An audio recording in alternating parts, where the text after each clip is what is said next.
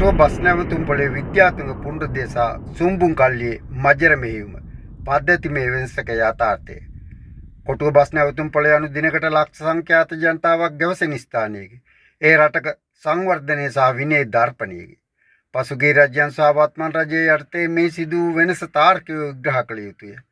එදා වසර 70ක සාපය මඩගෝරුව සහ අරාජිකත්වය පැවති රජයන් කොටුව බස් නැවතුම්පොළ හැසිරුවේ හුදෙක් බස්වල නවත්තන තැනක් ලෙස මිස ප්‍රවාහන මධ්‍යස්ථානයක් ලෙස නොවේ.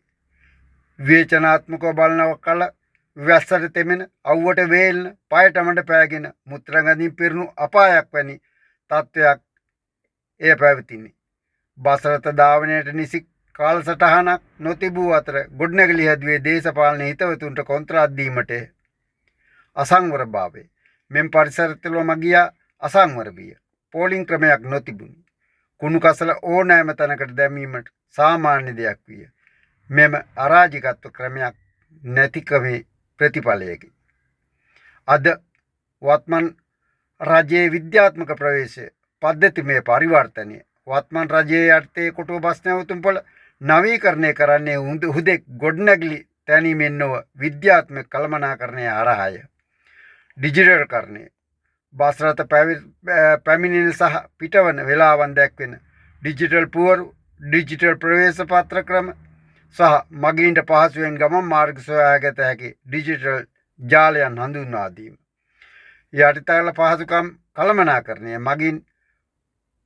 මගීන් සඳහා පිරිසිදු වැසිකිලි පහසුකම් අසුන් ගැනීමේ පහසුකම් සහ අපජලය බැස යාමේ විද්‍යාත්මක ක්‍රමවේදයන් සැකසීම මේ හුදෙක් ඉදිකිරීමක් නොව නඩත්තු පද්ධතියක් ගොඩනැගීමකි.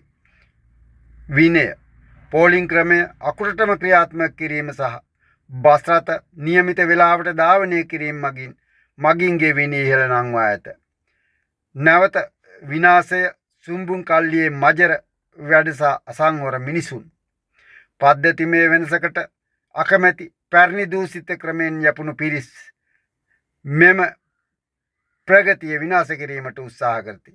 විකල්පයේ මජර වැඩ රජය කරන ඕනෑම හොඳ දෙයකට නැට්ටුවාගේ ඇද සෙවීම නවීන පද්ධතියක් හඳුන්වා දුන් විට එය සල්ලි නාස්තියක් ලෙස හෝ ජනතාවට අපහසුවක් ලෙස ප්‍රචාරය කරමින් මගින් කුලප්පු කිරීම මොවුන්ගේ ඉලක්කය රට ගොඩනැගීම නොව දේශපාලන බලය ලබා ගැනීම සඳහා රට අස්ථාවර කිරීමයි.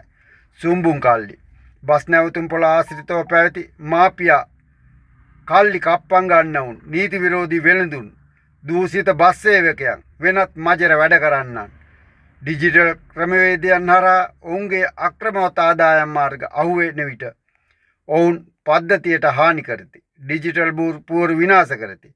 අලුතින් සෑදූ වැසිකිලි අපිරිසිදු කරති. නල පද්ධති කඩති විනාශ කරති.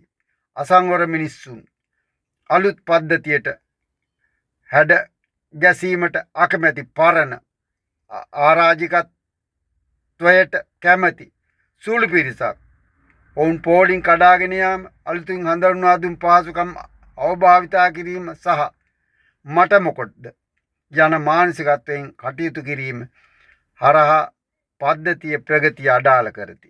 විද්‍යාත්මක තර්කය පද්ධතියක් රැක ගැනීම විද්‍යාත්මකව බලන කල ඕනෑම නව පද්ධතියක් ක්‍රියාත්මක වීමට නම් එය භාවිතා කරන්නන්ගේ සංස්කෘතික වෙනසක් ද අවශ්‍ය වේ. තර්කානුකූලව බලන විට රජයට හැදිය හැක්කේ භෞතික පද්ධතිය පමණි. එය රැක ගැනීම සහ විනයගරුකව භාවිතා කිරීම ජනතාවගේ වගකීමකි. සුම්බුන් කල්ලි සහ සංවර මිනිසුන් කරන්නේ එම ජනතාව වගකීම විනාශ කිරීමයි. විපක්ෂය කරන්නේ එම විනාශයට දේශපාලන ආවරණයක් දීමයි. ද ඉන්සයිට් වන අපගේ අවසාන විග්‍රහය කොටුව බස් නැවතුම්පොළ යනු ශ්‍රී ලංකාවේ පවතින ක්‍රම දෙකක් අතර සටනකි. එක් පැත්තකට වසර 76ක අරාජිකත්වයේ දූෂණය සහ මජර දේශපාලනයයි. අනිත් පැත්තේ විද්‍යාත්මක කළමනාකරණය ඩිජිටල්කරණය සහ විනයයි. පද්ධතිමය වෙනසට බියවන සුම්බුන් කල්ලි ඒ විනාශ කිරීමට උත්සාහ කිරීම පුදුමයක් නොවේ. එහෙත් රටක් ලෙස ඉදිරියට යාමට නම් එම කල්ලි පරාජය කර එම විද්‍යාත්මක පුරුදු දෙය රැක ගැනීම ජනතාවගේ පරම වගකීමයි.